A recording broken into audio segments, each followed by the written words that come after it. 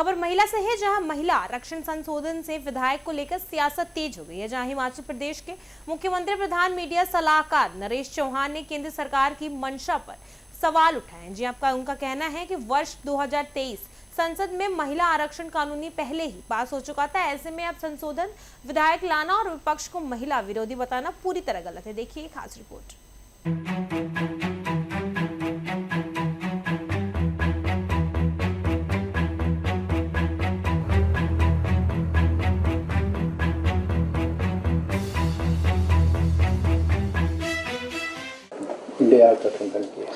पहली बात तो ये है कि जो कल पार्लियामेंट के अंदर डिस्कशन थी, स्पेशल सेशन 16, 17, 18 को रखा गया था, वो अमेंडमेंट था।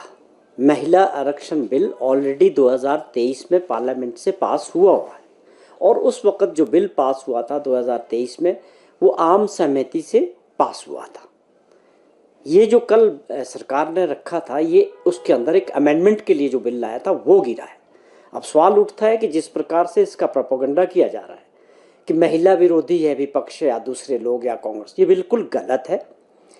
ये बिल की जो परिकल्पना है महिलाओं को आरक्षण देने की 33% पार्लियामेंट के अंदर भी या असेंबलीज के अंदर राज्यों में, ये सारी जो है हमारी तत्कालीन जो अध्यक्ष थी और यूपीए की चेयरपर्सन थी श्रीमती सोनिया गांधी जी की सोच थी कि हिंदुस्तान के अंदर पार्लियामेंट में और असेंबलीज में महिलाओं का रिप्रेजेंटेशन रिजर्वेशन के जरिए 33% होना चाहिए।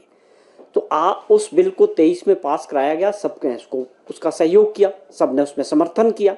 वो ऑलरेडी बिल कानून बना हुआ है और कांग्रेस पार्टी ने और पूरे विपक्ष ने उस वक्त भी पार्लियामेंट के अंदर ये कहा था कि ये 2024 का जो लोकसभा का चुनाव था कि उसमें इम्प्लीमेंट करने की बात हुई थी।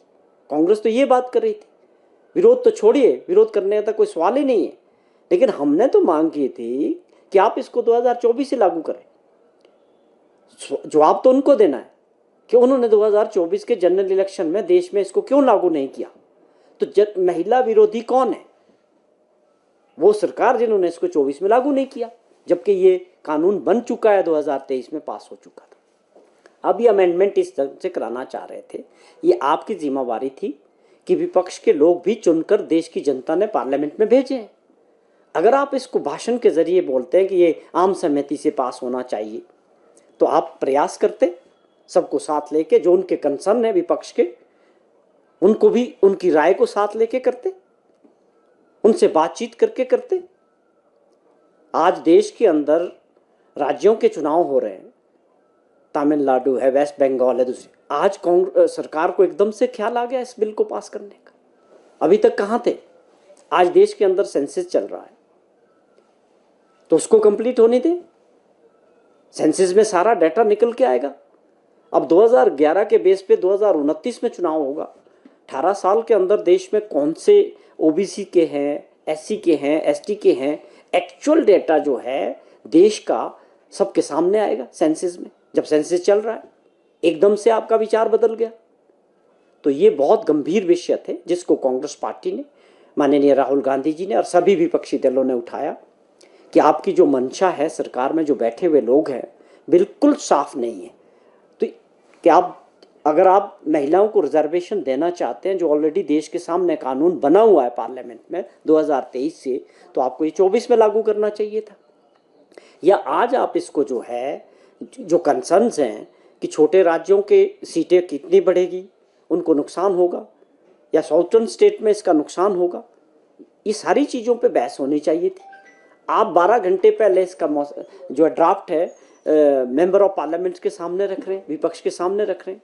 आप उसको पहले देते, वो इस पर चर्चा करते, उस पर बात करते, तो आपकी मंशा साफ नहीं थी। इसलिए ये बिल बड़े 54 वोटों से गिरा, बड़े अंतर से गिरा है। तो ये आप जिस तरह से 2029 के चुनाव को इन्फ्लुएंस करने, अपने तरीके से डिलिमिटेशन के जरिए इन्फ्लुएंस करना चाहते थे, वो पूरी तरह से आज पूरे देश के अंदर सरकार इसको लेके जो है सबके सामने आ गई कि क्या आपकी मंशा थी। तो इस प्रकार इसका विरोध, इस अमेंडमेंट का विरोध इसलिए किया गया कि जो डिलिमिटेशन की बात हुई थी उसका विरोध किया गया। कांग्रेस पार्टी और पूरा विपक्ष महिलाओं को रिजर्वेशन देने के मुद्दे पे पूरी तरह से 2023 में भी, उससे पहले से भी, आज भी पूरी तरह से इसके फेवर में और इसके समर्थन में है।